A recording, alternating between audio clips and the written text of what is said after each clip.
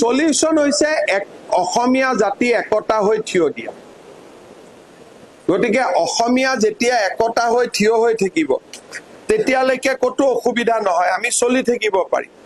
কিন্তু আমিয়ে যেতিয়া একতা হৈ নাথাকো তেতিয়া আমি দুৰ্বল হৈ যাম আজি ঢিঙত যদি আপোনালোকে চাই এটো খালি ধৰ্ষণৰ ঘটনা নহয় অসমীয়া মানুহখিনিক বাৰে বাৰে ভীতিগ্ৰস্ত কৰি থকা হৈছে যাতে শেষ অসমীয়াখিনিও তাৰ পৰা ওলাই আহে এদিন ঢিং অসমীয়া সভ্যতাৰ পীঠভূমি আছিল আজি তাত এতিয়া 10,000 অসমীয়া মানুহ নাই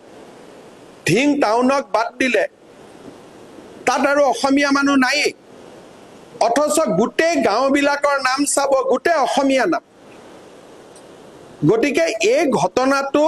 অকল ধৰ্ষণৰ ঘটনা বুলি ধৰি নলব ইয়াৰ পিছফালে এটা ডাঙৰ ষড়যন্ত্ৰ আছে বৰপেটাত এটা ঘটনা যদি হয় তাত আপোনালোকে দেখা পাব ঘটনাবোৰ মাৰ্জিনত হয় তাৰমানে যি গাঁৱত ডেমোগ্ৰাফি চেঞ্জ আৰম্ভ হৈছে ঘটনাবোৰ তাতে হৈ থাকে যাতে মানুহবিলাক সোনকালে তাৰ পৰা ওলাই আহে কেইদিনমান আগতে বৰপেটাত এটা ঘটনা হ'ল শ্মশান এখনৰ সন্মুখত গৈ পেলাই তালা মাৰা হুলস্থুল লগাই দিলে কিয় তাত অলৰেডি আমাৰ মানুহে মাটি বিক্ৰী কৰা আৰম্ভ কৰিছে হুলস্থুল লগাই দিলে মানুহে ঘৰ এৰি গুচি আহে তো মাটিখিনি সোনকালে বিক্ৰী হৈ যায়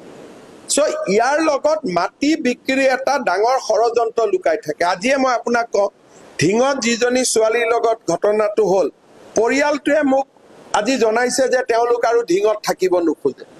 তাৰ মানে কি এটা সফল হৈ গ'ল 5 বিঘা মাটি গ'ল আৰু মাটিটো কোনে কিনিব এনেকুৱা অদ্ভুত দাম তেওঁলোকে আগবঢ়াই দিয়ে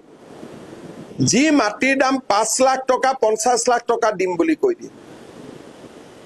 তেতিয়া মানুহে আৰু কিমান দেৰি ৰখি থাকিব ঠিক আছে যদি 50 লাখ টকা মই পায়ে যাওঁ নগাঁও টাউনত মাটি এডোখৰ পাম গতিকে মানুহে 50 লাখ টকাটো লৈ লয়